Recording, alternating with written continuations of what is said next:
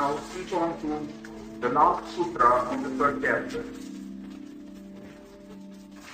The sage constantly tries to keep them without knowledge and without desire, and where there are those who have knowledge, to keep them from presuming to act on it. When there is abstinence from action, good order is universal.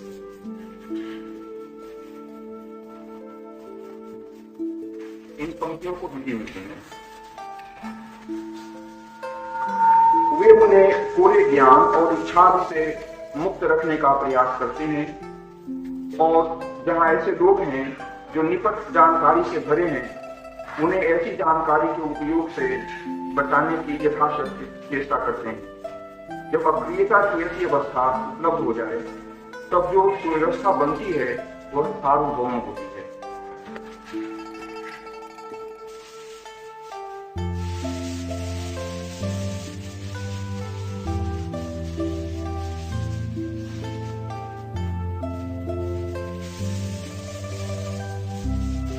जो जानते हैं वे लोगों को पूरे ज्ञान से मुक्त रखने का प्रयास करते हैं।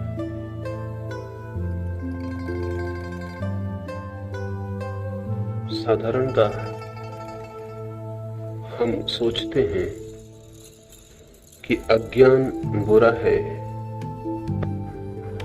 अशुभ है, और ज्ञान अपने आप में शुभ है। अल्लाह से ऐसा नहीं सोचता, न ही उपनिषद के ऋषि ऐसा सोचते हैं, और न ही पृथ्वी पर जिन लोगों ने भी परम ज्ञान को पाया है उनकी ऐसी धारणा है। उपनिषदों में एक सूत्र है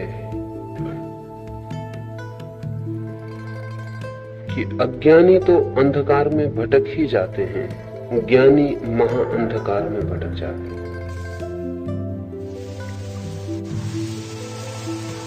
अकेला जान लेना न जानने से भी खतरनाक है। अज्ञानी विनम्र होता है, उसे कुछ पता नहीं, और जिसे कुछ पता नहीं है उसे अहंकार को निर्मित करने का आधार नहीं होता। उसे यह भ्रम भी नहीं होता कि मैं जानता हूं, इसलिए मैं को मजबूत करने की सुविधा भी नहीं होती। समझ लेना जरूरी है कि धन भी अहंकार को उतना मजबूत नहीं करता, पद भी नहीं करता जितना ज्ञान करता है। ये ख्याल कि मैं जानता हूं, जितने दंभ से, जितनी ईगो से आदमी को भर जाता है, उतनी कोई और चीज नहीं भरती।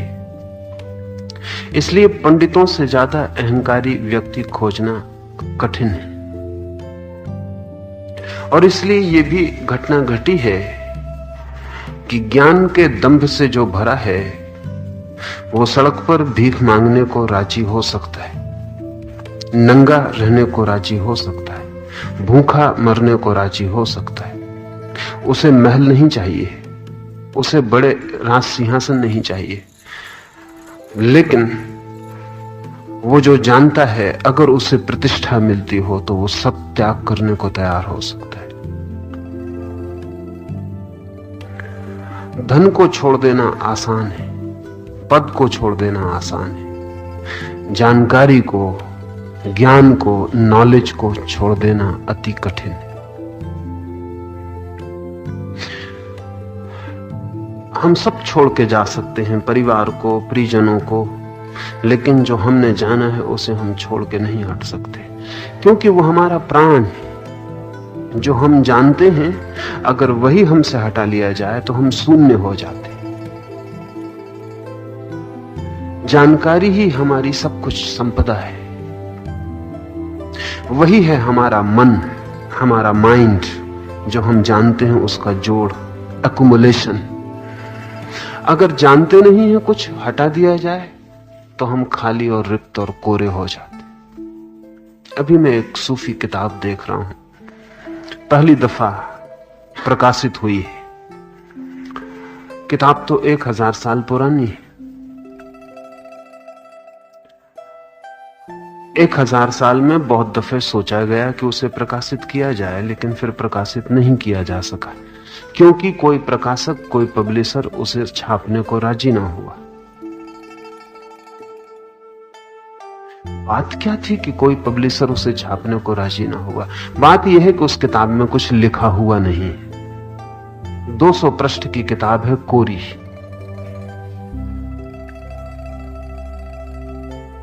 उस किताब की कहानी जरूर लंबी है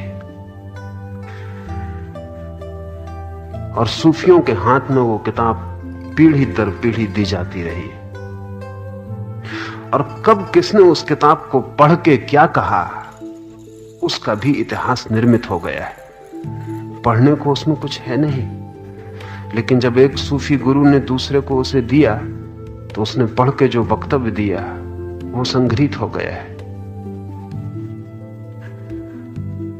अभी वो किताब प्रकाशित हुई है, पर वो पब्लिशर भी सीधी किताब छापने को राजी नहीं हुआ। उसने कहा कि पहले वो जो बातें किताब के बाबत कही गई हैं वो भी लिखी जाएं, तो कुछ छापने जैसा हो। ये 200 पेज खाली, तो 200 पेज खाली छापे हैं और 9 पन्ने आगे लिखित छापे हैं। वो किताब के हिस्से नहीं है, वो किताब के संबंध में लोगों ने जो कहा है वो है। जिस व्यक्ति ने ये किताब पहली दफा दी अपने शिष्य को, उसने कहा कि ठीक से पढ़ लेना, क्योंकि जो भी जानने योग्य है वो सब मैंने इसमें लिख दिया है। All that is worth knowing. शिष्य ने किताब खोली और उसमें तो कुछ भी नहीं था। उसने अपने गुरु को कहा लेकिन इसमें तो कुछ भी नहीं है, तो उसके गुरु ने कहा कि that means nothing is worth knowing. इसका अर्थ है कि कुछ जानने योग्य नहीं है। इसमें मैंने वो सब लिख दिया है जो जानने योग्य है, और जिस दिन तू इस किताब को पढ़ने में समर्थ हो जाएगा उस दिन तू सब किताबों से मुक्त हो जाएगा। इसलिए इस किताब का नाम है the book of the book, शास्त्रों का शास्त्र। उसमें कुछ है नहीं। फिर जब दूसरे शिष्य को वो किताब दी गई तो उसने किताब खोली ही नहीं। उसके गुरु ने कहा खोल के पढ़ दी, पर उसने कहा कि पढ़ने से कभी कुछ नहीं मिलेगा, ये मैं जानता हूं, इसे भी पढ़ने से कुछ नहीं मिलेगा। तो उसके गुरु ने कहा कि इसीलिए तुझे मैंने योग्य समझा कि ये किताब तुझे दे दूं, क्योंकि जो पढ़ने वाले हैं उनके ये किसी काम की नहीं। कथा है कि उस शिष्य ने किताब जिंदगी भर नहीं खोली। बड़ी कठिन बात है, किताब आपके हाथ में हो और जिंदगी भर न खोली हो, बड़ी कठिन बात है। मरते वक्त अपने जिस शिष्य को उसने सौंपा उसे उसने कहा कि ध्यान रख, मैंने इसे कभी पढ़ा नहीं और मेरे गुरु ने मुझे ये इसीलिए दी थी कि वो जानते थे कि पढ़ने में मेरी उत्सुकता नहीं, जानने में मेरी उत्सुकता है। मैं तुझे सौंपता हूं इसी आशा में कि तू भी जानने की चेष्टा में लगेगा, पढ़ने की चेष्टा में नहीं। पढ़ने से जो ज्ञान मिल जाएगा वो सिर्फ ज्ञान जैसा प्रतीत होता है, धोखा होता है, सूडो नॉलेज होती है, दिखाई पड़ता है कि ज्ञान है, वो ज्ञान होता नहीं। लाओस से जो कह रहा है, ये कह रहा है कि जो जानते हैं, बड़ी मजेदार बात है, जो जानते हैं वे लोगों को जानने से रोकते हैं, क्योंकि वे ये जानते हैं कि लोगों के भटकने का जो सुगमतम मार्ग है वो जानकारी है। हमारे ही मुल्क में यह घटना घटी है और पृथ्वी पर इतने सघन रूप से कहीं भी नहीं घटी। हमारे मुल्क में जितना हम जानते हैं सत्य के संबंध में पृथ्वी पर कोई भी नहीं जानता, और जितने असत्य में हम जीते हैं उतना भी कोई नहीं जीता। धर्म के संबंध में हमारी जितनी जानकारी है, इतनी जानकारी सारी दुनिया की भी इकट्ठी मिला दें तो हमारा पल्ला भारी रहेगा। लेकिन अधर्म जैसा हमें सरल है, ऐसा पृथ्वी पर किसी को भी नहीं। बात क्या है? भूल कहां हो गई होगी? हमें तो दुनिया में सबसे ज्यादा धार्मिक लोग होना चाहिए था, और हमारे जीवन से तो सत्य का प्रकाश ही निकलता, और परमात्मा की छवि ही हमारे चारों तरफ हमें दिखाई पड़ती। वो तो हमें दिखाई नहीं पड़ती। हां, बात हम सर्वाधिक करते हैं। ईश्वर के संबंध में जितनी बात हम करते हैं उसका हिसाब लगाना मुश्किल है। लेकिन ईश्वर से हमारी कोई पहचान नहीं होती। वो वही भूल हो गई है जो लाओस से कह रहा है, जानकारी जानने से रोक देती है। लाओस के शिष्य च्वांग त्से ने कहा है कि if you want to know, beware of knowledge. अगर जानना चाहो तो ज्ञान से सावधान। ये वाक्य कंट्राडिक्टरी मालूम पड़ते हैं, स्वविरोधी मालूम पड़ते हैं, क्योंकि च्वांग त्से कहता है जानना चाहो तो जानने से सावधान। क्यों? जानना चाहो और जानने से सावधान। हां, कोई कहता न जानना चाहो और जानने से सावधान, तो संगत तर्कयुक्त बात मालूम होती। च्वांग त्से कहता है जानना चाहो तो जानकारी से सावधान, क्योंकि जिसे जानकारी मिल जाती है वो जानने से वंचित रह जाता है। क्यों? क्योंकि जानकारी होती है उधार। किसी और ने जाना। कोई रामकृष्ण कहते हैं कि परमात्मा है, कोई रमन कहता है कि परमात्मा है। हमने सुना, माना, और हमने भी कहना शुरू किया कि परमात्मा है। ये जानकारी है, हमने जाना नहीं, किसी और ने जाना है, उधार है। और ध्यान रहे, ज्ञान उधार नहीं हो सकता है। इस जगत में सब चीजें उधार मिल सकती हैं, एक चीज उधार नहीं मिलती, वो ज्ञान है। इस जगत में सभी चीजें दूसरों से पाई जा सकती हैं, एक चीज दूसरों से नहीं पाई जा सकती, वो ज्ञान है। जानने में और जानकारी में यही फर्क है। जानना होता है स्वयं का और जानकारी होती है किसी और से।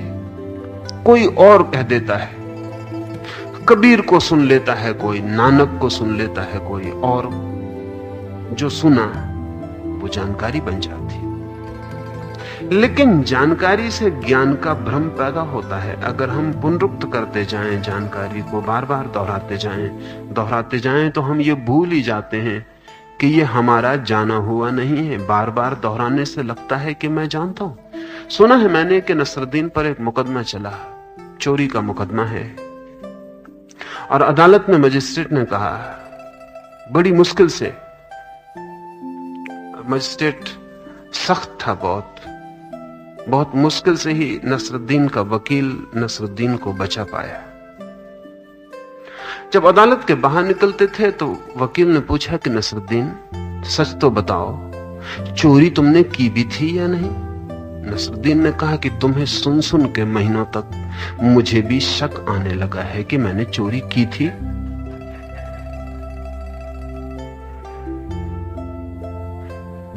मुझे भी शक होने लगा है। You have convinced me so much. Nasruddin ने कहा, इतना तुमने मुझे भरोसा दिलवा दिया, मजिस्ट्रेट ही राजी नहीं हुआ, मैं भी राजी हो गया हूं। तो मुझे भी शक आता है कि सच में मैंने चोरी की थी या नहीं की थी। एक बात बार बार सुन के कठिनाई हो जाती, और दूसरे से सुन के नहीं, जब आप खुद ही दोहराते रहते हैं, बचपन से दोहराते रहते हैं, ईश्वर है, ईश्वर है, ईश्वर है, खून के साथ मिल जाती है बात, हड्डियों में समा जाती है, मांसपेशियों में घुस जाती है, रोए रोए से बोलने लगती है। होश नहीं था तभी से पता चलता है कि ईश्वर है। फिर दोहराते दोहराते दोहराते दोहराते याद ही नहीं रह जाता कि कोई क्षण था जब मैंने सवाल उठाया हो कि ईश्वर है। लगता है सदा से मुझे मालूम है कि ईश्वर है, अब ये जानकारी आत्मघाती है। अब जब हमें पता ही है कि ईश्वर है तो खोजने क्यों जाएं? जो मालूम ही है उसकी तलाश क्यों करें? जो पता ही है उसके लिए श्रम क्यों उठाएं? इसलिए पूरा मुल्क अध्यात्म की चर्चा करते करते गैर आध्यात्मिक हो गए।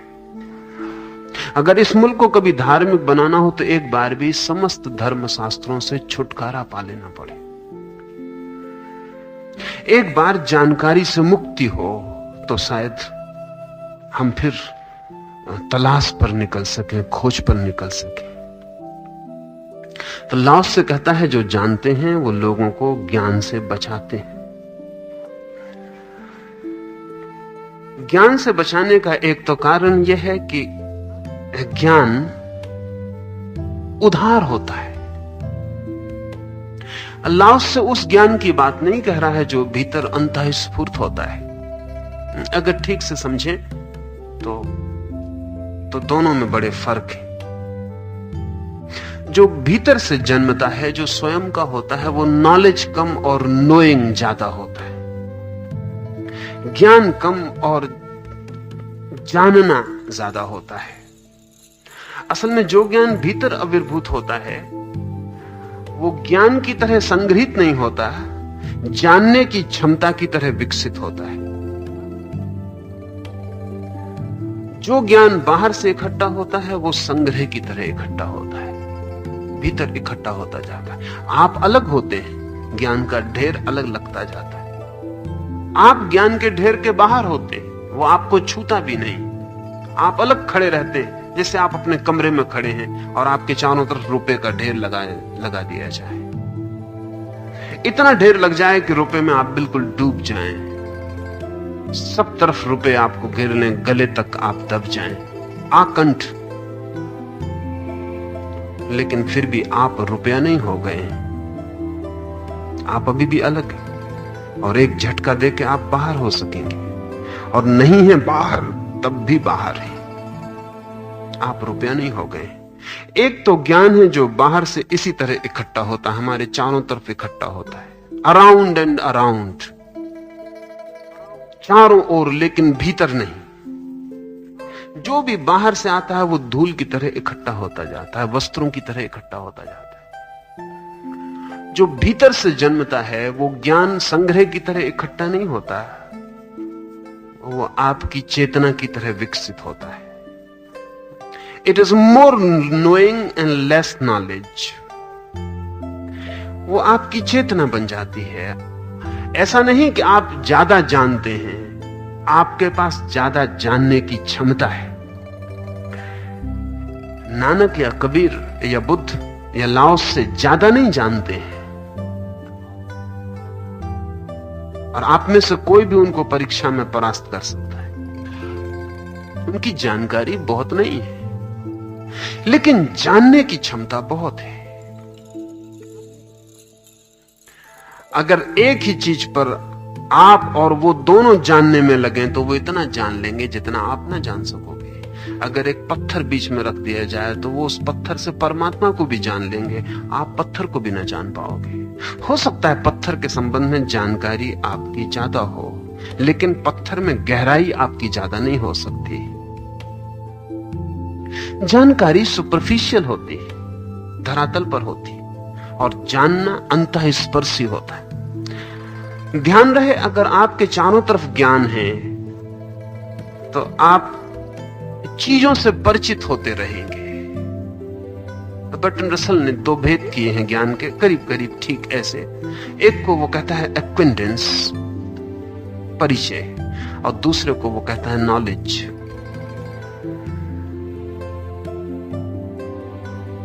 जो परिचय है वो हमारे पास इकट्ठा हो जाता है, और जो ज्ञान है वो हमारे पास इकट्ठा नहीं होता, वो हमको ही रूपांतरित कर जाता है। ज्ञान और ज्ञानी में फर्क नहीं होता है, जानकारी में और जानने वाले में फासला होता है, और डिस्टेंस होता है, स्पेस होती, जगह होती। तो लाओस से कहता है कि जो जानते हैं वे लोगों को जानकारी से बचाएंगे। इसलिए बचाएंगे ताकि कभी लोग भी उस दुनिया में प्रवेश कर सकें जहां जानने की घटना घटती है। इसलिए समस्त ज्ञानियों ने ज्ञान पर जोर नहीं दिया, ध्यान पर जोर दिया। ध्यान से क्षमता बढ़ती है जानने की, और ज्ञान से तो केवल संग्रह बढ़ता है। यह फर्क आप ख्याल में ले लें, संग्रह और क्षमता। महावीर ने तो कहा कि जिस दिन परम ज्ञान होता है उस दिन न जानने वाला बचता है, न जाने जाने वाली वस्तु बचती है, न जानकारी बचती है, बस केवल ज्ञान ही बच रहता है, सिर्फ जानना ही बच रहता है। न पीछे कोई जानने वाला होता, न आगे कुछ जानने को शेष होता, जस्ट ए नोइंग, सिर्फ जानना मात्र रह जाता है। जैसे एक दर्पण हो जिसमें कोई प्रतिबिंब ना बनता हो क्योंकि उसके आगे कुछ भी नहीं है। दर्पण हो उसमें कोई रिफ्लेक्शन ना बनता हो क्योंकि आगे कोई ऑब्जेक्ट नहीं है, कोई वस्तु नहीं है जिसका बने। फिर भी दर्पण तो दर्पण होगा, लेकिन then it is just a mirror. और भी ठीक होगा कहना then it is just a mirroring. कुछ भी तो नहीं बन रहा है उसमें, लेकिन अभी दर्पण तो दर्पण है। महावीर कहते हैं जब सच में ही आंतरिक ज्ञान का आविर्भाव होता है अपनी पूर्णता में, तो व्यक्ति सिर्फ जानने की एक क्षमता मात्र रह जाता है, जानकारी बिल्कुल नहीं बचती। और ध्यान रहे, जानकारी जहां खत्म होती है वहीं जानने वाला भी खत्म हो जाता है। इसलिए लाओसे के जोर का दूसरा हिस्सा भी ख्याल में ले लें कि जानकारी जानने वाले को मजबूत करती है और ज्ञान जानने वाले को मिटा डालता है। ये फर्क है। आप जितना ज्यादा जानने लगेंगे उतना आपका मैं सघन क्रिस्टलाइज्ड हो जाएगा। आपकी चलने में अकड़ बदल जाएगी, आपके बोलने का ढंग बदल जाएगा, आपके भीतर कोई एक बिंदु निरंतर मैं जानता हूं खड़ा रहेगा। जानकारी जितनी बढ़ती जाएगी उतना ही ये मैं भी मजबूत होता चला जाएगा। इससे उल्टी घटना घटती है जब ज्ञान विकसित होता है, आविर्भाव होता है, भीतर से जानने की क्षमता का जन्म होता है, तो बड़े मजे की बात है वो जो मैं है एकदम शून्य होते होते विलीन हो जाता है। जिस दिन पूरी तरह मैं विलीन होता है उसी दिन वो जिसे महावीर केवल ज्ञान, अकेला ज्ञान कह रहे हैं, वो फलित होता है।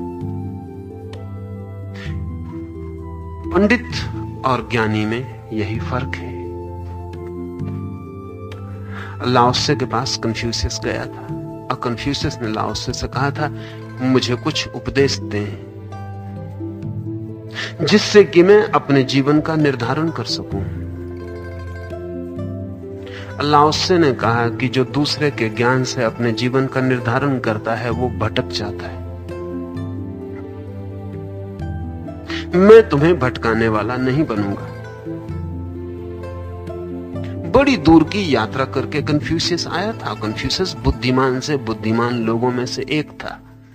बहुत जानते हैं जो लोग, उनमें से एक था।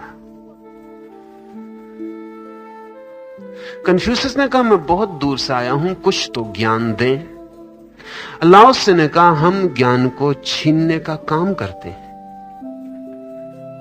देने का अपराध हम नहीं करते।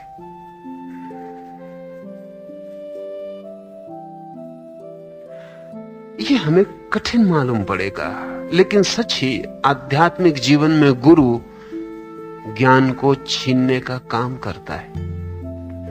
वो आपकी सब जानकारी झड़ा डालता है।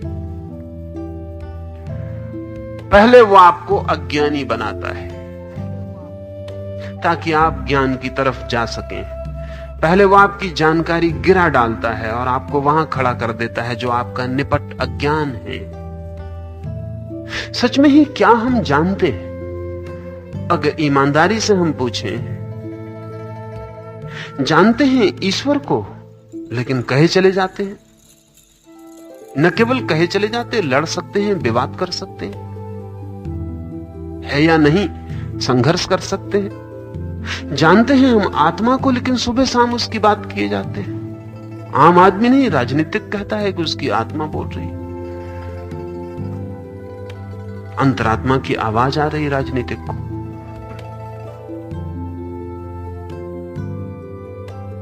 कोरे शब्द, आपको छाती के भीतर किसी आत्मा का कभी भी कोई पता चलता है? कोई स्पर्श कभी हुआ है उसका जिसे आत्मा कहते?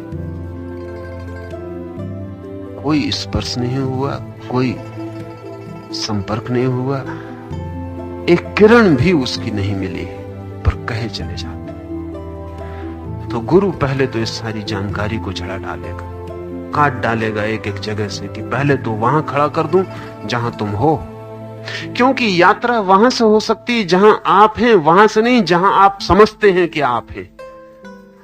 अगर मुझे किसी यात्रा पर निकलना है और मैं इस कमरे में बैठा हूं, तो इसी कमरे से मुझे चलना पड़ेगा। लेकिन मैं सोचता हूं कि मैं आकाश में बैठा हुआ हूं, तो मैं सोचता भला रहूं, लेकिन कोई भी यात्रा उस आकाश से शुरू नहीं हो सकती। मैं जहां हूं वहां से यात्रा का पहला कदम उठाना पड़ता है। मैं सोचता हूं जहां हूं वहां से कोई यात्रा नहीं होती। और अगर मैं जिद में हूं कि मैं वहीं से यात्रा करूंगा जहां की मैं हूं नहीं, सोचता हूं कि हूं, तो मैं कभी यात्रा पर नहीं जाने वाला। तो पहले तो गुरु ज्ञान को छीन लेता है, अज्ञानी बना देता है। बड़ी घटना है आदमी इस जगह आ जाए कि सच्चाई और ईमानदारी से अपने से कह सके कि मैं अज्ञानी हूं, मैं नहीं जानता हूं, मुझे कुछ भी पता नहीं। अगर कोई व्यक्ति पूरी सच्चाई से अपने समक्ष इस सत्य को उद्घाटित कर ले, तो वो ज्ञान के मंदिर की पहली सीढ़ी पर खड़ा हो जाता। इसलिए लाओस से कहता है, ज्ञानी जो जानते हैं वे लोगों को जानकारी नहीं देते, उनसे जानकारी छीन लेते। इसलिए आपको असली गुरु प्रीतिकर नहीं लगेगा। आप तो गुरु के पास भी कुछ लेने को जाते हैं, और असली गुरु तो जो भी है आपके पास उसको भी छीन लेगा। आप तो जाते हैं सत्संग में कि कुछ शब्द सुन लेंगे और आप उन शब्दों के संबंध में गपशप कर सकेंगे, कुछ जानकारी ले आएंगे और किसी और के सामने गुरु बनने का आनंद ले सकेंगे, किसी के सामने अकड़ के खड़े हो जाएंगे और बता सकेंगे कि जानते हैं कुछ। इसलिए असली गुरु बहुत अप्रीतिकर लगता है। वो आपको सब जगह से काटता है, जो आप जानते हैं वहां से आपकी जड़ें हिलाता है। इसलिए असली गुरु के पास जाने में बड़ी घबराहट होती है, क्योंकि वो आपको नग्न करेगा, वो आपके एक एक वस्त्र को निकाल के अलग फेंक देगा, वो आपके सब आवरण अलग कर देगा, वो आपको वहीं खड़ा कर देगा जहां आप हैं। बहुत दुखद है वहां खड़ा होना जहां आप हैं, इसे वो भी जानता है। बहुत अरुचिकर है ये बात जाननी कि मुझे कुछ भी पता नहीं, ये वो भी जानता है। लेकिन वो ये भी जानता है कि इसे जाने बिना जानने के जगत में कोई यात्रा नहीं हो सकती। इसलिए लाओसे ठीक कहता है। लाओसे की किताब बहुत प्रचलित नहीं हो पाई, लाओसे के वचन बहुत व्यापक नहीं हो पाए, क्योंकि कौन अज्ञानी बनने को राजी है? ज्ञानी बनने को हम सब राजी हैं। हमारे विश्वविद्यालय, हमारे स्कूल, हमारे कॉलेज, हमारे पंडित पुरोहित, हमारे महात्मा साधु सब ज्ञान बांट रहे हैं। और मजा यह है कि इतना ज्ञान बढ़ता है और इतनी अज्ञान बढ़ता चला जाता है। जरूर इस ज्ञान के पीछे कहीं कोई भूल हो रही है। यह ज्ञान अज्ञान को तोड़ने वाला नहीं, बढ़ाने वाला सिद्ध हो रहा है।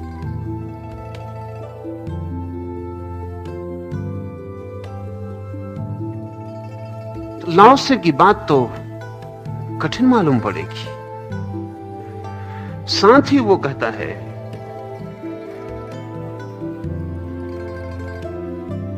वे उन्हें कोरे ज्ञान और इच्छादि से मुक्त रखने का प्रयास करते हैं।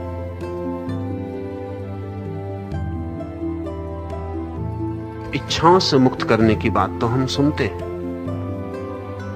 साधारण साधु संत भी इच्छाओं से मुक्त होने की बात करते हैं, इसलिए लगेगा कि लाओसे की इस बात में तो कोई नई बात नहीं। ठीक है, नहीं, लाओसे की इस बात में भी कुछ नई बात है, क्योंकि लाओसे मानता है कि इच्छाएं सिर्फ संसार की नहीं होती, मोक्ष की इच्छाएं भी इच्छाएं हैं। इसलिए ज्ञानी लोगों को इच्छाओं से मुक्त रखने की कोशिश करता है। अगर हमारा साधारण साधु कह रहा होता तो वो कहता सांसारिक इच्छाओं से मुक्त रखने की कोशिश करता है। यह सांसारिक विशेषण जरूर ही जुड़ा होता है। इसका मतलब है कि असंसारिक इच्छाएं भी हो सकती हैं। जब मंदिरों में बैठ के साधु लोगों को समझाते रहते हैं कि सांसारिक इच्छाएं छोड़ो, तब उनका मतलब साफ है कि असंसारिक इच्छाएं भी हो सकती। निश्चित ही मोक्ष पाना है, परमात्मा के दर्शन करने हैं, जन्म मरण से छुटकारा पाना है, ये तो असंसारिक इच्छाएं हैं। लेकिन लाओसे को अगर समझना है तो आपको समझना पड़ेगा, लाओसे कहता है इच्छा संसार है। सांसारिक इच्छाएं नहीं होती, इच्छा में होना ही संसार में होना है। ऐसा नहीं है कि कुछ इच्छाएं ऐसी भी हैं कि उनके द्वारा कोई आदमी मुक्त हो जाए, क्योंकि लाओसे कहता है इच्छा ही बंधन है। वो कोई भी इच्छा हो, इससे कोई फर्क नहीं पड़ता। इच्छा की क्वालिटी में, गुण में कोई भेद नहीं होता। मैं धन चाहता हूं तो क्या होता क्या है मेरे मन के भीतर, इस मैकेनिज्म को थोड़ा समझ ले। मैं धन चाहता हूं तो मेरे भीतर क्या होता है? चाह होती है अभी, धन तो अभी नहीं होता। धन होगा भविष्य में, कल, परसों, कभी। अभी तो नहीं, कभी। मैं हूं अभी, धन होगा कभी। और मेरा जो अभी होना है वो कभी जो हो सकता है, धन उसको चाहने की वजह से खिंचेगा और तनाव से भरेगा। जितने दूर होगा वो उतना ही तनाव होगा। वर्ष भर बाद मिलेगा तो वर्ष भर का तनाव होगा। मेरे मन को आज से वर्ष भर तक फैल जाना पड़ेगा, और वर्ष भर बाद जो धन है उसको सपने में छूना और पकड़ना पड़ेगा। इच्छा का मतलब यह है। मोक्ष और भी दूर है, परमात्मा और भी दूर मालूम पड़ता है। अगर मुझे परमात्मा को पाना है तो एक जन्म काफी नहीं मालूम होगा, अनंत जन्म लेने पड़ेंगे तब मिलेगा। तो अनंत जन्मों तक मेरी इच्छा की बाह को मुझे फैलाना पड़ेगा परमात्मा को पकड़ने के लिए। खिंच गया मैं, तन गया। इच्छा का अर्थ है तनाव की प्रक्रिया। अल्लाह से कहता है ज्ञानी कि उनको तनाव से मुक्त कहते हैं। ज्ञानी कहते हैं अभी रहो, अभी यहीं, कल को भूल जाओ। कल के धन को भी, कल के धर्म को भी, कल के यश को भी, कल के प्रभु को भी। क्योंकि अगर कल कुछ भी तुम्हारा है तो इच्छा रहेगी और तुम तने रहोगे, और तुम तने रहोगे और इच्छा बनी रहेगी तो तुम बंधे रहोगे, अशांत, पीड़ित, परेशान। लाओसे कहता है इच्छादि से, इच्छाओं में कोई विश्लेषण नहीं करता कि कौन सी इच्छाओं से। अगर आप साधारण धर्म ग्रंथ पढ़ने जाएंगे तो तत्काल फासला किया जाता है कि किन इच्छाओं से मुक्त हो जाओ। बुरी इच्छाओं से, अच्छी इच्छाओं से भर जाओ। सांसारिक इच्छाएं छोड़ दो, पारलौकिक इच्छाओं को निमंत्रण करो। इस जगत में पाने का इरादा छोड़ दो, यहां कुछ ना मिलेगा। अगर पाना है तो परलोक में। बल्कि ये सारे के सारे लोग जो इस तरह की बातें समझाते हुए रहते हैं, ये बड़े मजे की दलीलें देते हैं। वे कहते हैं कि यहां तुम जो भी पा रहे हो ये क्षणिक है, और हम तुम्हें जो बता रहे हैं वो शाश्वत है। बड़ा मजे का प्रलोभन। ये लोभ को उकसाना है। वो ये कह रहे हैं कि तुम ना समझो, धन के पीछे दौड़ रहे हो, हम समझदार हैं, हम धर्म के पीछे दौड़ रहे हैं। और देखना कि तुम धन पा भी लोगे तो तुमसे छूट जाएगा, और हम जब धर्म को पालेंगे तो हमसे कोई छुड़ा ना पाएगा। तो इन दोनों आदमियों में जो फर्क है वो होशियारी और चालाकी का है या इच्छा का है? ये जो दूसरा आदमी है जो पारलौकिक इच्छा की बात कर रहा है, मोर कनिंग, ज्यादा चालाक मालूम होता है, मोर कैलकुलेटिंग, ज्यादा होशियार और गणित लगाने वाला मालूम होता है। वो कहता है कि इस जगत की स्त्रियों को पाके क्या करोगे, इनका सौंदर्य अभी है और अभी नहीं हो जाएगा। स्वर्ग में अप्सराएं हैं, उन्हें पाओ, उनका सौंदर्य कभी स्खलित नहीं होता। यहां सुख पा रहे हो, क्षण भंगुर है सुख, पानी के बबूले जैसा है, हाथ छुओगे लगाओगे कि टूट जाएगा। हम तुम्हें उस सुख का रास्ता बताते हैं जो शाश्वत है। ये जो मन बोल रहा है वासनाग्रस्त है, और इस बात को समझ के जो चल पड़ेगा वो वासना से ही चल पड़ा है। अल्लाह उससे बिना किसी शर्त के कहता है इच्छादि से मुक्त। कौन सी इच्छा नहीं, इच्छा से मुक्त। कल की मांग नहीं, आज का जीवन, कल का भरोसा नहीं, आज के साथ जीवन, भविष्य में कोई स्वप्नों का फैलाव नहीं, इसी क्षण जो है उसी में मौजूदगी। इच्छा रहितता का अर्थ है to be present in the present. वासना रहितता का अर्थ है अभी जो है वही होना। वासना रहितता का अर्थ है ये क्षण पर्याप्त है, मैं इस क्षण के बाहर न जाऊंगा, जो है उसके साथ ही जीऊंगा। दुख है तो दुख के साथ, सुख है तो सुख के साथ, अंधेरा है तो अंधेरा और रोशनी है तो रोशनी, अब दिन है तो दिन और रात है तो रात, जो है अभी उसके साथ में जीऊंगा। इसके पार में अपनी इच्छाओं के सपनों में नहीं खोऊंगा। इसका अर्थ है सत्य के साथ जीना, तथ्य के साथ जीना, जो है उसके साथ जीना। लाओस से कहता है इच्छादि से मुक्त करते हैं वे जो जानते हैं। वे नई नई इच्छाओं का प्रलोभन नहीं देते। वे कहते हैं ये इच्छा छोड़ो और दूसरी पकड़ लो, ऐसा नहीं, क्योंकि उससे क्या फर्क पड़ेगा। लेकिन हमें बहुत कठिनाई होगी, हमें आसानी रहती है। कोई कहता है धन छोड़ो धर्म पकड़ लो, तकलीफ होती थोड़ी, लेकिन फिर भी पकड़ने को हमें वो कुछ देता है। सामान बदलता है लेकिन मुट्ठी नहीं खुलती। मुट्ठी के भीतर हमने धन पकड़ा था, वो कहता धन छोड़ो इसमें कोई सार नहीं, और उसकी बात कोई ऐसी कठिन नहीं है, बहुत समझ लेनी, हमको भी समझ में आ ही जाएगी किसी न किसी दिन की कोई सार नहीं। धन में कोई सार नहीं है, ये मूल से मूल आदमी को भी एक दिन समझ में आ जाता है, बहुत बुद्धिमान होने की जरूरत नहीं। या है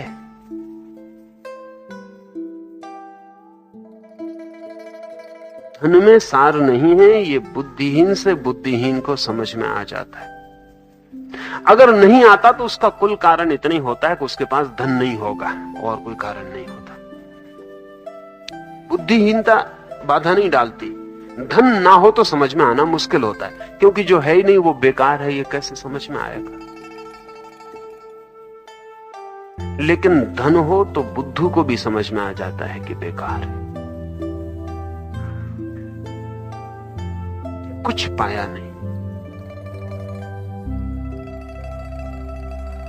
तब खुद ही मन होने लगता है कि कुछ और पाऊं, ये तो बेकार गया। तभी कोई नए वासनाओं को जगाने वाला अगर आपसे कहता है धन छोड़ो धर्म को पकड़ो, तो तत्काल आप धन छोड़ के धन पकड़ लेते हैं, मुट्ठी फिर कायम हो जाती। और ध्यान रहे, धन बेकार है ये समझने में बहुत बुद्धिमत्ता की जरूरत नहीं, लेकिन धर्म बेकार है ऐसे समझने में बड़ी बुद्धिमत्ता की जरूरत है। मैंने कहा कि बुद्धू से बुद्धू भी समझ लेगा एक दिन की धन बेकार है, और बुद्धिमान से बुद्धिमान भी नहीं समझ पाता कि धर्म भी बेकार है। असल बेकार का मतलब यह है कि जिस चीज पे भी मुट्ठी बांधनी पड़ती है वो बेकार है।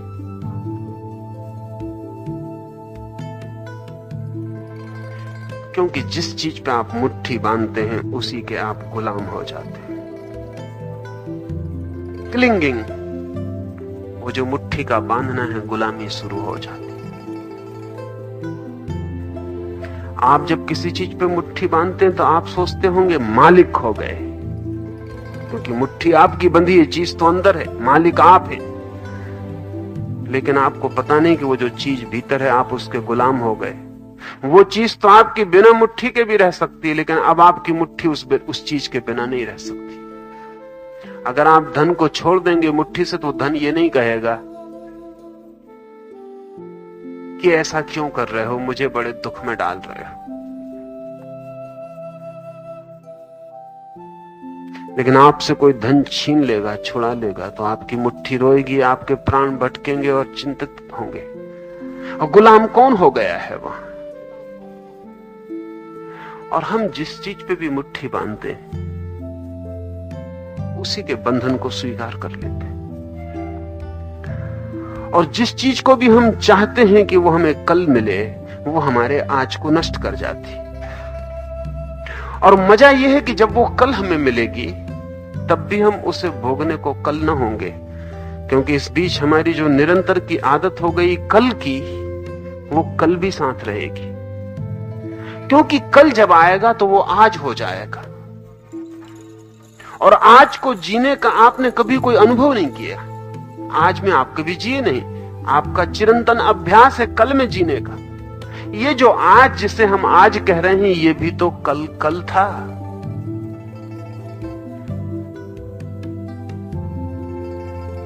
जैसे ही आज बनता है आपके लिए बेकार हो गया, आपका मन कल पे चला गया। ये तो बड़ी मजेदार बात है। जब भी कल आएगा आज हो जाएगा, और जब भी वो आज हो जाएगा तभी आप उसके लिए बेखबर हो जाएंगे। और हो सकता है वर्षों उसकी प्रतीक्षा की हो, और हो सकता है वर्षों तड़फे हो, वर्षों चाहा हो, मांगा हो, प्रार्थना की हो। और जब वो आएगा तब आप वहां नहीं होंगे, क्योंकि वर्षों प्रार्थना करने वाला चित्त संस्कारित हो गया। ये तो कल में ही मांग करता रहेगा, ये फिर और आगे कल की मांग करने लगेगा। हम रोज ही ऐसा करते हैं। ऐसा लगता है कि जैसे किसी आदमी की आंख में खराबी हो और वो पास ना देख पाता हो, दूर कहीं दिखाई पड़ता हो उसे दूर एक हीरा पड़ा हुआ दिखाई पड़ता है, वो भागता है। लेकिन जब तक वो हीरे के पास पहुंचता है तब तक उसकी आंख तो दूर ही देख सकती, उसकी आंख पास नहीं देख सकती।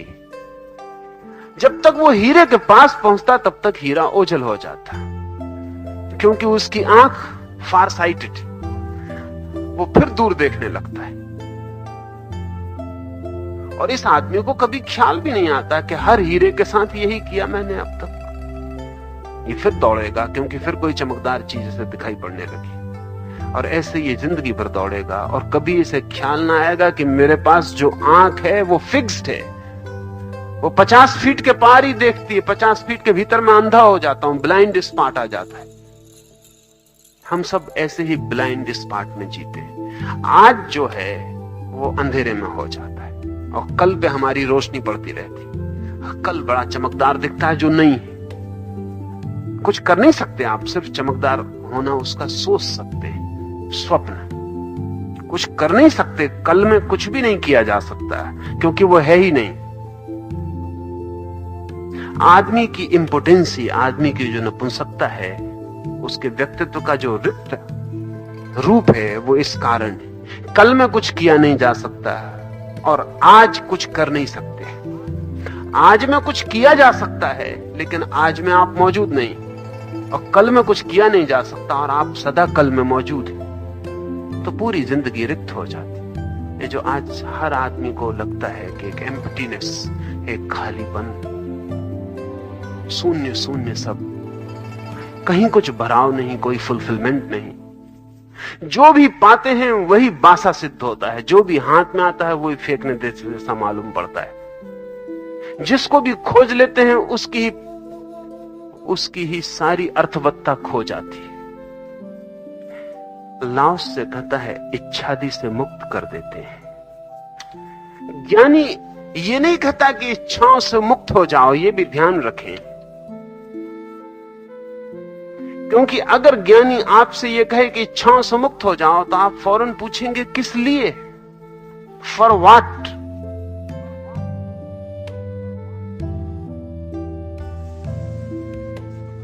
और तब ज्ञानी को बताना पड़ेगा कि मोक्ष के लिए,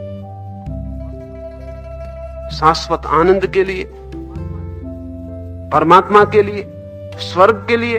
फिर तो इच्छा का जाल शुरू हो गया। जो भी आपको कहेगा इच्छाओं से मुक्त हो जाओ, वो आपको नई इच्छा जन्माएगा, क्योंकि आप उससे पूछेंगे क्यों।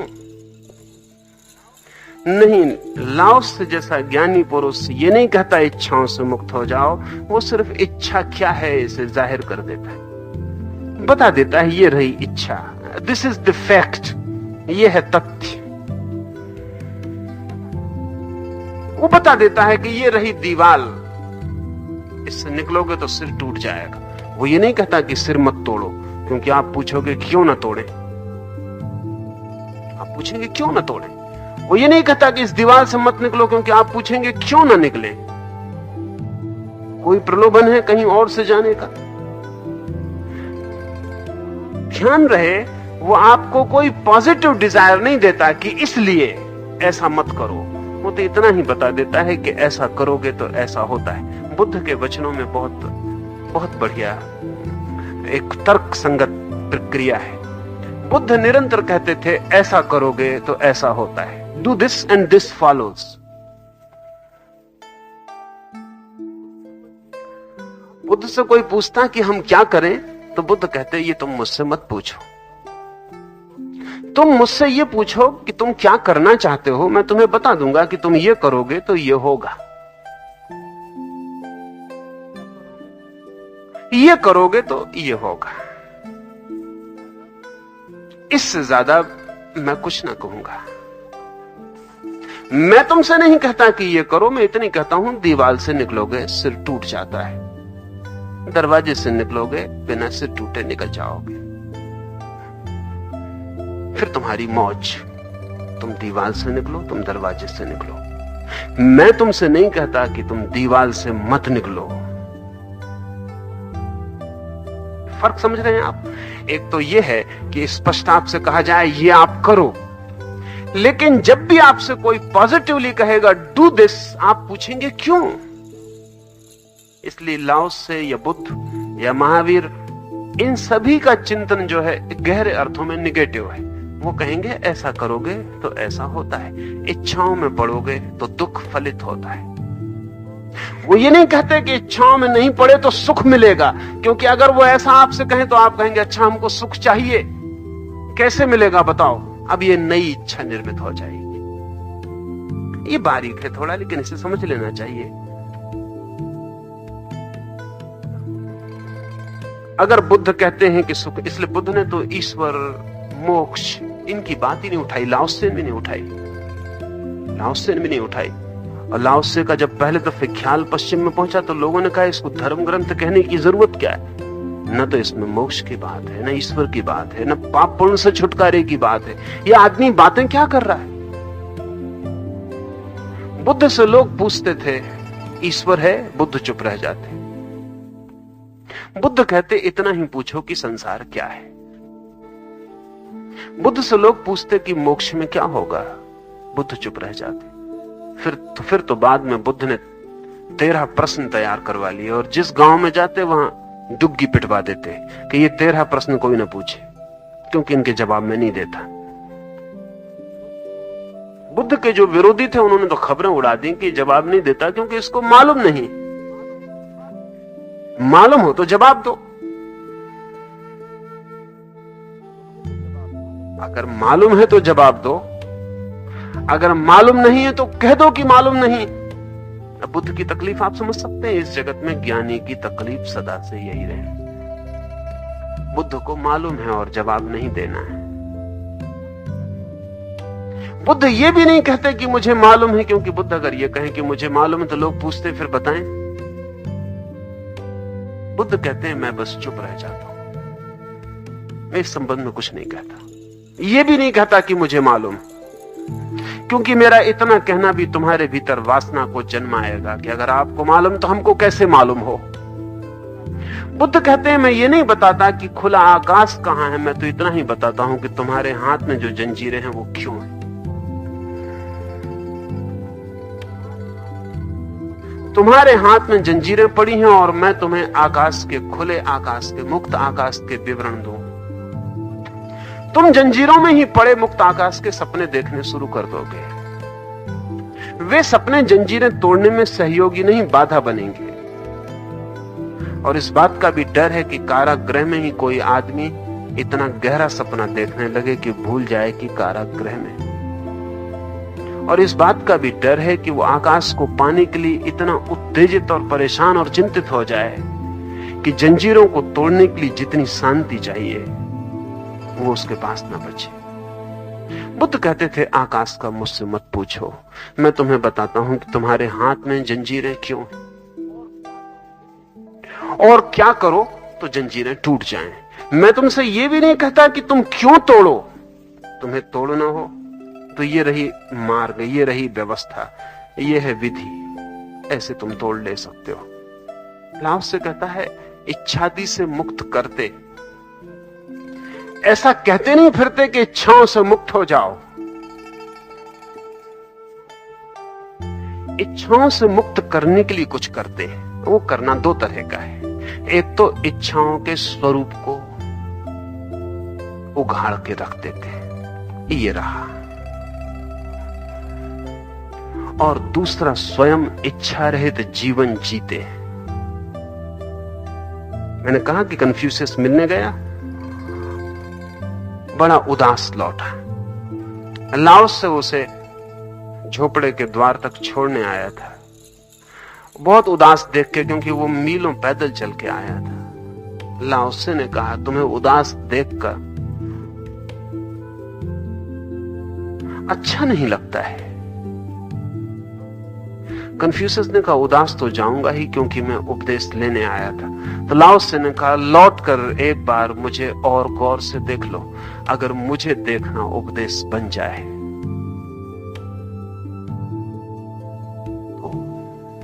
तो तुम खाली हाथ नहीं लौटोगे।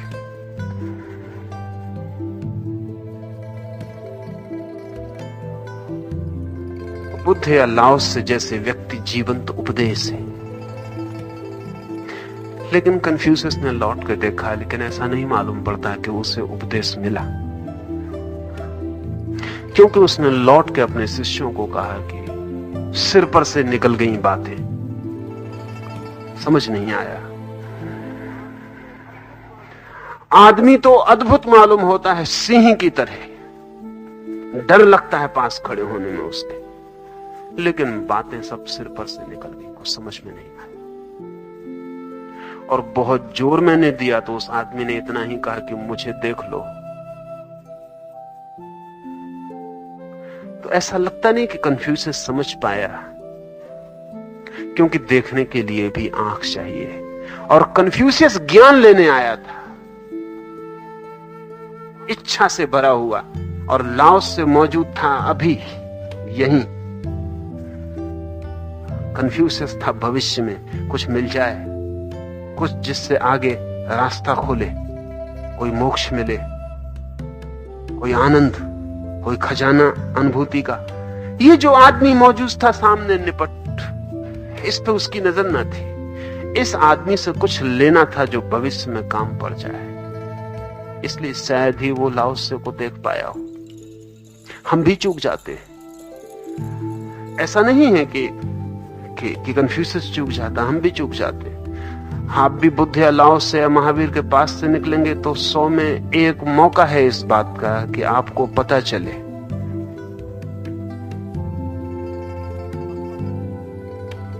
बहाउद्दीन एक सूफी फकीर हुआ।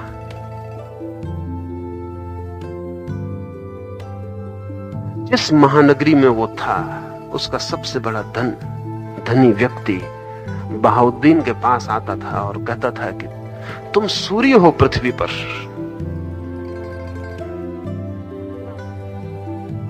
अंधेरा तुम्हें देख के दूर हट जाता है। बहाउद्दीन हंसता था।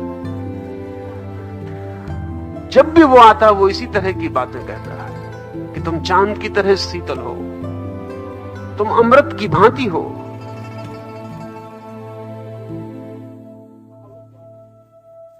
बहाउद्दीन हंसता।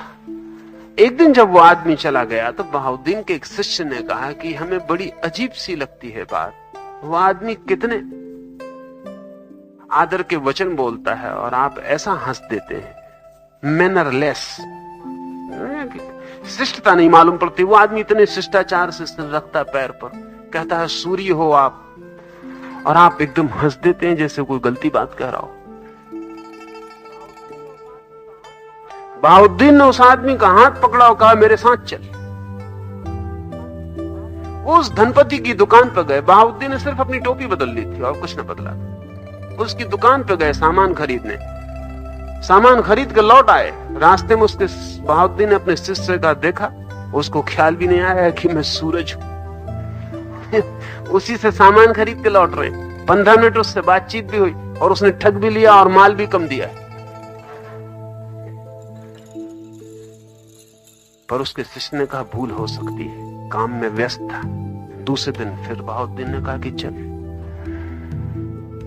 बहाउद्दीन तो अपने धर्म का आदमी था। 365 दिन पूरे साल वो शिष्य घबरा गया। वो कहने लगा आप बस करो, समझ गए, मान गए। तो उसने कहा कि नहीं। 365 दिन पूरे रोज बहाउद्दीन उसकी दुकान पे जाता, किसी शक्ल में कुछ खरीद के लाता, वो शिष्य को भी घसीटता। 365 दिन। और इस बीच भी वो आदमी आता रहा। 10-5 दिन में वो कहता तुम सूरज हो, अंधेरे में रोशनी हो जाती, तुम अमृत हो, तुम्हारी किरण मिल जाती है, एक तो मृत्यु का कहीं पता नहीं चलेगा। 365 दिन के बाद बहाउद्दीन ने कहा कि बंद कर बकवास। 365 दिन रोज तेरे द्वार पर आया हूं। सूरज तो बहुत देर दूर, दिया भी दिखाई नहीं पड़ा। तूने इतना भी ना कहा कि आप एक टिमटिमाते दिए, कुछ भी तूने नहीं कहा। तू सरासर झूठ बोल रहा है।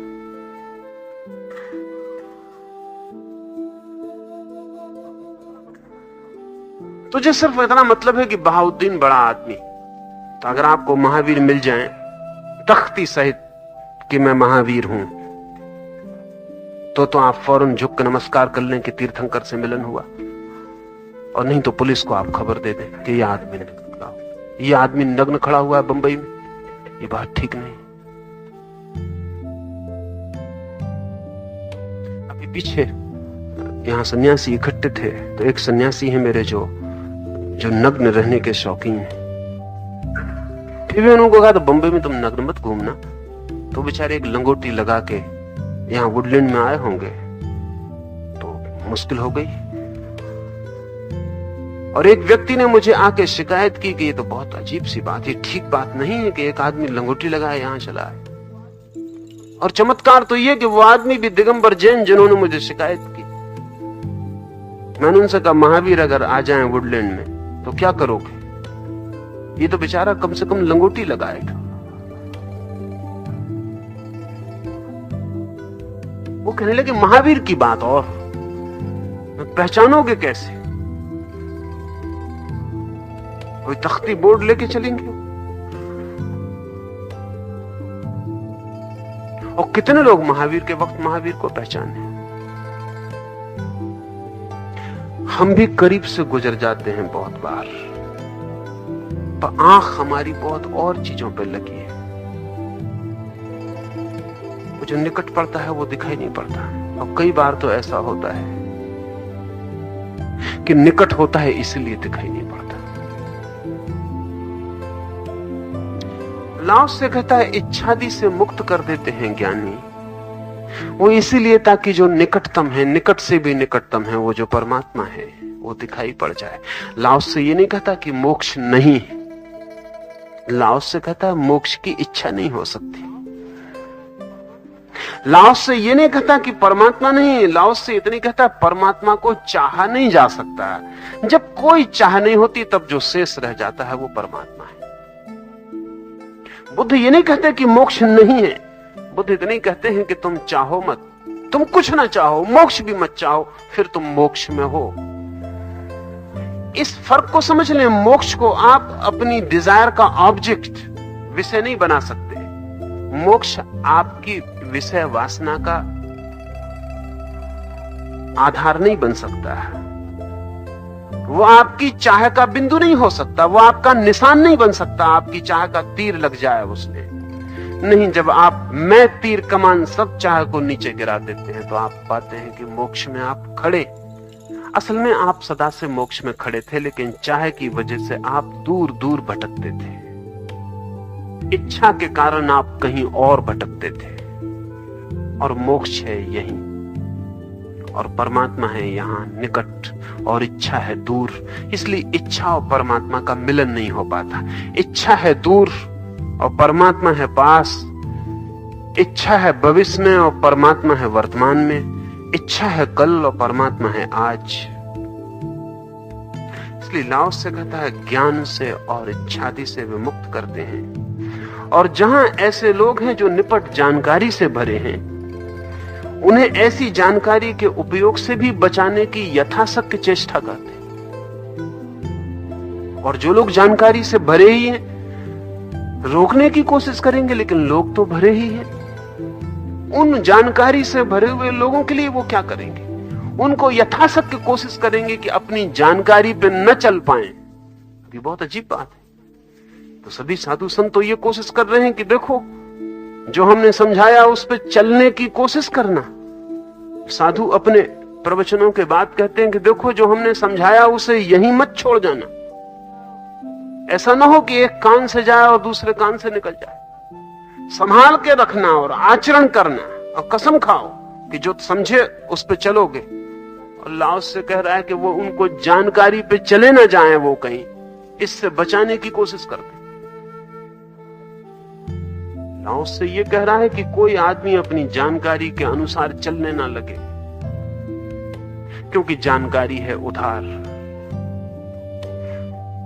दूसरों के पंखों को लेके जैसे कोई पक्षी उड़ने की कोशिश करे तो जो गति हो वही गति उस आदमी की हो जाती जो जानकारी को आचरण बनाने की कोशिश करता है। ये बड़ा मजा है। जानकारी को आचरण बनाना पड़ता है और ज्ञान आचरण बन जाता है। यही फर्क है। ज्ञान को आचरण नहीं बनाना पड़ता। जिस क्षण आपको ज्ञान होता है उसी क्षण आचरण शुरू हो जाता है। You are not to practice it. ज्ञान का भी आचरण करना पड़े तो ज्ञान तो दो कौड़ी का हो गया। अब मुझे पता है कि आग में हाथ डालने से हाथ जलता है, ये जानकारी हो सकती है, तो मुझे हाथ को रोकना पड़ेगा कि आग में कहीं डाल ना दूं। और अगर ये ज्ञान है कि आग में डालने से हाथ जलता है, तो क्या मुझे कोई चेष्टा करनी पड़ेगी कि आग में मैं हाथ डाल ना दूं? नहीं, फिर कोई चेष्टा ना करनी पड़ेगी। आग में हाथ जाएगा नहीं। इसके बाबत सोचना ही नहीं पड़ेगा। ये बात समाप्त हो गई। आग और अपना मिलन अब ना होगा। तो मुझे पता है कि जहर पी लेने से मर जाता हूं, तो क्या मंदिर में जाके प्रतिज्ञा करनी पड़ेगी कि अब मैं कसम खाता हूं कि जहर कभी ना पीऊंगा? और अगर कोई आदमी किसी मंदिर में कसम खा रहा हो कि मैं प्रतिज्ञा लेता हूं आजीवन जहर का कभी भी अब पान नहीं करूंगा, तो आप क्या कहेंगे उस आदमी को सुन के कि इस आदमी का डर है कि कभी ना कभी जहर पी लेगा। इसको पता कुछ भी नहीं, क्योंकि पता हो तो प्रतिज्ञा लेनी पड़ती। जितने लोग प्रतिज्ञाएं लेते हैं, व्रत लेते हैं, कसमें खाते हैं, ऐसा करेंगे और ऐसा नहीं करेंगे, वे वही लोग हैं जो जानकारी पे चलने की कोशिश कर रहे हैं। किसी ने कहा कि क्रोध बुरा है, अब आप कोशिश कर रहे हैं कि क्रोध ना करें। और किसी ने कहा कि वासना बुरी है और आप कोशिश कर रहे हैं कि वासना ना करें। लाओस से कहता है, ज्ञानी लोगों को उनकी जानकारी पे चलने से यथाशक्ति ही कर सकते हैं, क्योंकि जबरदस्ती रोकने का तो कोई उपाय नहीं। कह ही सकते हैं कि गड्ढा है, गिर जाओगे। लेकिन जिस आदमी ने कसम खाई है कि वो जानकारी पे आचरण करके रहेगा, वो आदमी धीरे धीरे फाल्स, झूठा आदमी होता चला जाता। और ऐसी घड़ी आ सकती है कि वो अपने ही आचरण में इतना गिर जाए तो उसे कभी पता ही ना चले कि उसका सारा आचरण झूठा है, नकली सिक्के। अगर एक आदमी ने तय कर लिया कि क्रोध बुरा है, पढ़ के, सुन के, समझ के, दूसरों से, जान के नहीं, क्योंकि जान के तय नहीं करना पड़ता कि क्रोध बुरा है। जिसने जाना कि क्रोध बुरा है वो क्रोध के बाहर हो गए। जिस चीज को आपने जान लिया कि विषाक्त है, उससे आप बाहर हो गए। तो ज्ञानी क्या करेगा? ज्ञानी आपसे कहेगा क्रोध करो और जानो कि क्या है। तय मत करो शास्त्र को पढ़ के कि क्रोध बुरा है। वो ये नहीं कह रहा कि शास्त्र में जो लिखा है वो गलत है, वो जिसने जाना होगा उसने ठीक ही लिखा होगा, लेकिन वो जानने वाले ने लिखा है, और न जानने वाला उसको जानकारी बना के जब चलेगा तो सब उल्टा हो जाने वाला है। ज्ञानी कहेगा कि जो जो है उसे जानो, जियो, पहचानो, और जो जो बुरा है वो गिर जाएगा, और जो जो भला। अज्ञानी शिक्षक लोगों को समझाते हैं बुरे को छोड़ो, भले को पकड़ो। ज्ञानी शिक्षक लोगों से कहते हैं जानो क्या बुरा है और क्या भला। भले को जानना, बुरे को जानना, जो बच जाए जानने पर उसको भला समझ लेना, और जो गिर जाए जानने पर उसको बुरा समझ लेना। बुरा वो है जो जानकारी में बचता है, जानने में गिर जाता है। भला वो है जानकारी में लाने की कोशिश करनी पड़ती है, ज्ञान में आ जाता है। ज्ञान के पीछे छाया की तरह। आपने कभी भी अगर कोई चीज जानी हो तो आप मेरी बात समझ जाएंगे, लेकिन कठिनाई यही है कि हमने कभी कोई चीज नहीं जानी, हमने सुना है। अब कितने आश्चर्य की घटना है, एक आदमी अगर 50 साल जिया है तो हजारों बार क्रोध कर चुका है, लेकिन अभी भी उसने क्रोध को जाना नहीं। अभी भी वो किताब पढ़ता है जिसमें लिखा है क्रोध बुरा है, वो किताब पढ़ के तय करता है कि अब कसम खा लेते हैं कि अब क्रोध ना करेंगे।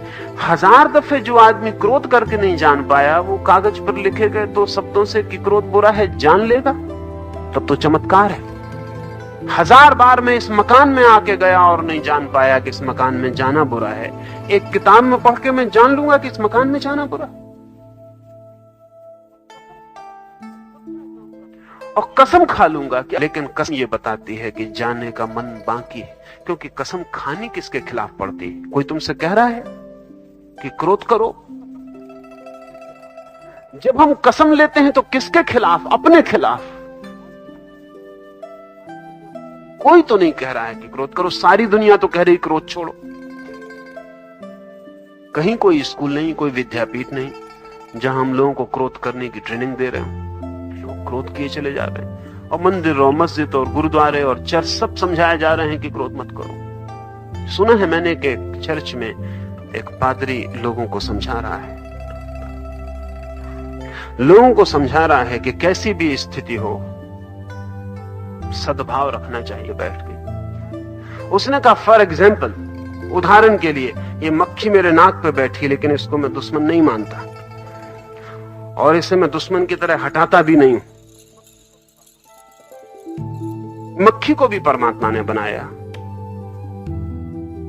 ये भी उसकी सुंदरतम कृति है। और तभी अचानक उसने कहा कि धत्तरी की ऐसी की तैसी, मक्खी नहीं है, मधुमक्खी है।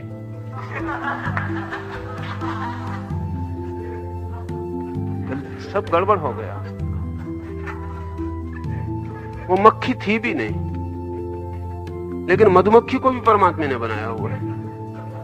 लेकिन वो सज्जन मक्खी के भ्रम में उपदेश दिए जा रहे थे।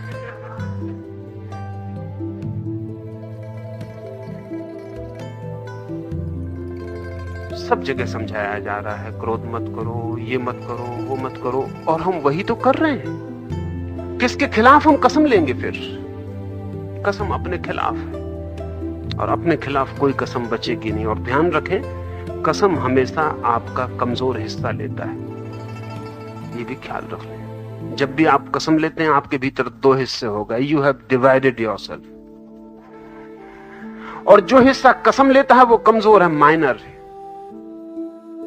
क्योंकि मजबूत हिस्से को कसम कभी लेनी नहीं पड़ती, वो बिना कसम के काम करता है, उसको जरूरत ही नहीं कसम का।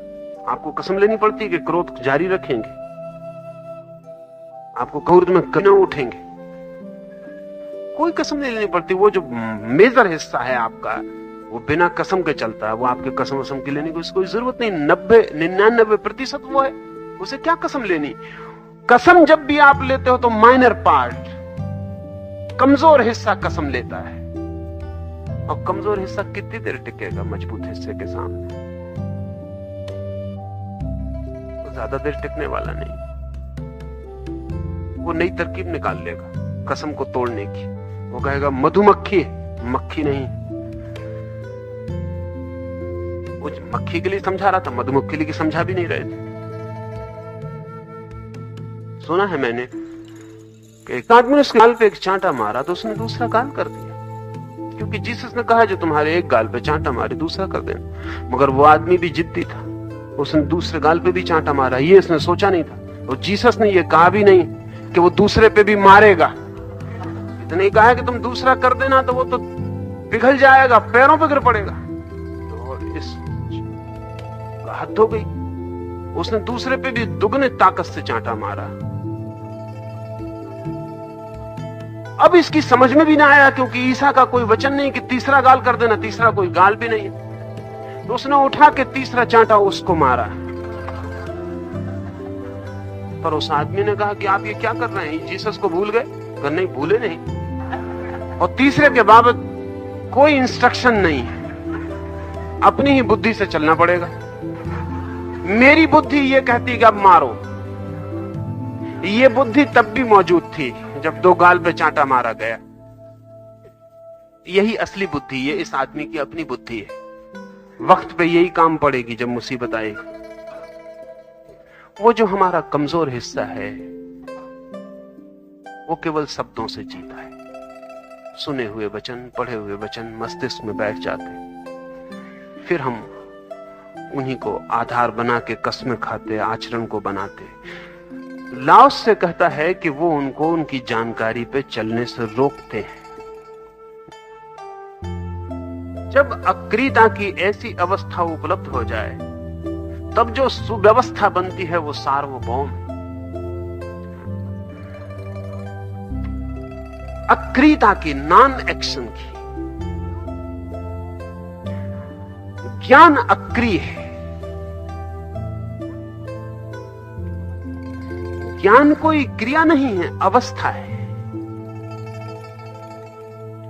जब कोई व्यक्ति अंतर ज्ञान को उपलब्ध होता है तो वो एक अवस्था है, एक ज्योतिर्मय अवस्था।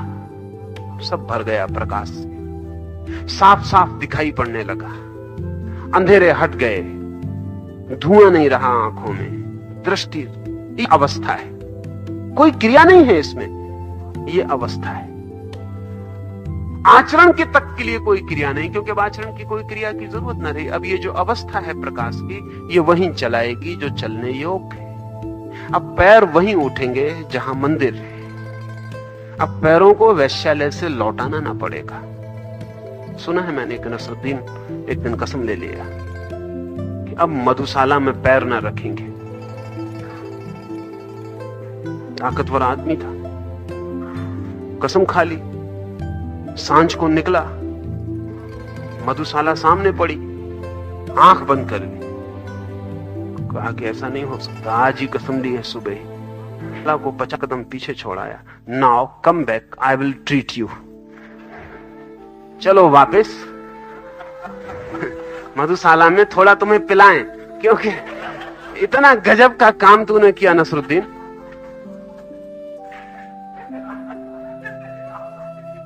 बड़े संकल्प का आदमी है, हिम्मत देख तेरी, शाबाश। चल वापस लौट के शराब पी रहा है, लेकिन अब वो नसरुद्दीन को शराब पिला रहा है। ये सब रैशनलाइजेशन है। अब वो ये नहीं कह रहा कि मैं शराब पी रहा हूं कि मैंने कोई वचन तोड़ा, वचन तो पूरा किया, 50 कदम आगे तक चला गया। लेकिन जिसने इतना वचन पूरा किया उसकी कुछ सेवा खातिर भी तो करनी चाहिए। से जल बिल्कुल शांत हो, कोई लहर भी ना उठती हो, नदी बहती भी ना हो, सब शून्य हो, ऐसी अवस्था है ज्ञान की। लाओस से कहता है जब अक्रियता की ऐसी अवस्था उपलब्ध हो जाए तो जो सुव्यवस्था, तब जो आर्डर, तब जो अनुशासन निर्मित होता है वो सार्वभौम, वो यूनिवर्सल है, उसका फिर अपवाद नहीं होता। 3 बातें हैं। एक तो ज्ञान अक्रियता की अवस्था है। करने का उतना सवाल नहीं जितना जानने का है। डूइंग की उतनी बात नहीं जितनी बीइंग की है। क्या करूं ऐसा मिल जाए, सवाल है कि मैं कैसा हो जाऊं कि ज्ञान प्रकट हो जाए। मैं किस अवस्था में खड़ा हो जाऊं जहां से दृष्टि सरल, सीधी और साफ और निर्मल हो। क्या करूं का सवाल नहीं कि आचरण को बदलूं, चोरी छोड़ूं, बेईमानी छोड़ूं, नहीं, ये सवाल नहीं है छोड़ने पकड़ने का। मैं किस भांति देखूं जीवन को, दृष्टि। जानकारी की फिक्र न करूं, जानकारी से बचूं, अज्ञान को स्वीकार करूं, जीवन को अनुभव करूं, इच्छाओं में कल भटकूं ना, आज अभी यहीं जाग कर जाती। तो व्यवस्थित नहीं करना होता, वो गिर जाती। वो जो गलत था छूट जाता, उसे छोड़ने के लिए प्रयास नहीं करना पड़ता। वो जो जीवन में लगता था अशुभ है, वो अचानक पाया जाता है कि नहीं है। जैसे किसी ने अंधेरे में दिया जला दिया हो और अंधेरा नहीं है, उस अंधेरे को निकालना नहीं पड़ता, धकाना नहीं पड़ता, हटाना नहीं पड़ता, बस दिया जल गया और वो अंधेरा नहीं है। ये जो सुव्यवस्था है ये और है। एक व्यवस्था है जो आयोजित है, कल्टीवेटेड है, सन लगा बिठा दिया जा सकता है। और डंडा अगर सामने हो और वो धीरे धीरे आंख खोल के देखता रहे कि डंडा है तो वो बैठा रहेगा, मगर वो बुद्ध नहीं हो गया है। और अनेक आदमी बंदरों की तरह ही पद्मासन लगा के बैठे रहते हैं, भीतर कहीं कुछ नहीं होता। कोई डंडे का डर, कोई नरक, कोई पाप, मौत, दुख, चिंता, बीमारी सब चारों तरफ घेरे है, सारा डर तो उन्हें। नसरुद्दीन से कोई पूछ रहा है कि रात प्रार्थना करके तो सोते हो? नसरुद्दीन ने कहा नियमित, कभी चूक नहीं करता। उस आदमी ने पूछा सुबह भी प्रार्थना करते हो? नसरुद्दीन ने कहा कि नहीं करता हूं। सुबह क्या जरूरत है? सुबह हम किसी से डरते ही नहीं। भय लगता है, प्रार्थना जन्म ले लेती। डंडा रखा है सामने, पद्मासन लग जाती, आंखें बंद हो जाती, माला चलने लगती, सरकने लगती, पूजा पाठ शुरू हो जाते, सब भय से है। नसरुद्दीन को एक दफा तैमूर उलंग ने बुलाया। तैमूर तो खतरनाक आदमी था। सुना उसने कि नसरुद्दीन की बड़ी प्रसिद्धि है, बड़ा ज्ञानी और अजीब ही तरह का ज्ञानी था। और ज्ञानी जब भी होते हैं थोड़े अजीब तरह के ही होते हैं, क्योंकि ज्ञानी का कोई पैटर्न नहीं होता। अगर नहीं हो तो अब तक तुमने खंडन क्यों नहीं किया? तो तुम्हारी गर्दन कटवा देंगे। अगर हो तो हां बोलो। नसरुद्दीन ने कहा कि हां हूं। गर्दन कटने का डर। तो तुम्हारे ज्ञान का प्रतीक क्या है? क्या सबूत कि तुम ज्ञानी हो? नसरुद्दीन ने नीचे देखा और कहा कि मुझे नरक तक दिखाई पड़ रहा है। ऊपर देखा, कहा मुझे स्वर्ग, 7 स्वर्ग दिखाई पड़ रहे। तैमूर उलंग ने पूछा लेकिन इसके देखने का राज क्या है? नसरुद्दीन ने कहा ओनली फियर। कोई दिखाई मिखाई नहीं पड़ रहे हैं। ये आप तलवार लिए बैठे हो, नाहक झंझट कौन करे? सिर्फ भय। इस मेरे ज्ञान का इतनी आधार है, 7 नरक और 7 स्वर्ग जो मैं देख रहा हूं। तुम तलवार नीचे रखो। जैसे लोग कहते हैं कि एक और व्यवस्था है, a different quality of order, एक और ही गुण है, एक और ही नियमन है जीवन का, एक और ही अनुशासन है। और वह अनुशासन व्यवस्था से नहीं आता, थोपा नहीं जाता, आयोजित नहीं किया जाता, न किसी भय के कारण, न किसी इच्छा के कारण, न किसी प्रलोभन से, बल्कि ज्ञान की निष्क्रिय वो जो प्रकाश फैलता है उससे अपने आप घटित हो जाता है। और जब वैसी व्यवस्था होती है तो सार्वभौम, यूनिवर्सल। सार्वभौम का अर्थ है कि उस नियम का, उस व्यवस्था, उसका कहीं से भी स्वाद ले, उसे सोते से जगा के पूछें, उसे किसी भी स्थिति में देखें और पहचानें, सार्वभौम है। उसकी जो व्यवस्था है वो सदा है, उसमें फिर कोई अपवाद नहीं है, उसमें नियम का कहीं कोई स्खलन नहीं, क्योंकि नियम ही नहीं है। इसको ठीक से समझ लें। आप सोचते होंगे इतना मजबूत नियम है कि स्खलन नहीं है। नहीं, कितने मजबूत नियम हो स्खलन हो जाता है। लाओस से कहता है कि उसका कहीं स्खलन नहीं होता, क्योंकि वहां कोई नियम ही नहीं, टूटेगा कैसे? उस आदमी ने कोई नियम तो बनाया नहीं, ज्ञान से आचरण आया है, कोई मर्यादा। और सच अब 2 चीजें नहीं है, झूठ का कोई उपाय नहीं। इसलिए नहीं कि सच बोलने की पक्की कसम है, कि सच बोलने का उसने दृढ़ निश्चय कर लिया है। ये शब्द बड़े गलत है और हमेशा कमजोर आदमी इनका उपयोग करते, कहते मैंने सच बोलने का दृढ़ निश्चय कर लिया।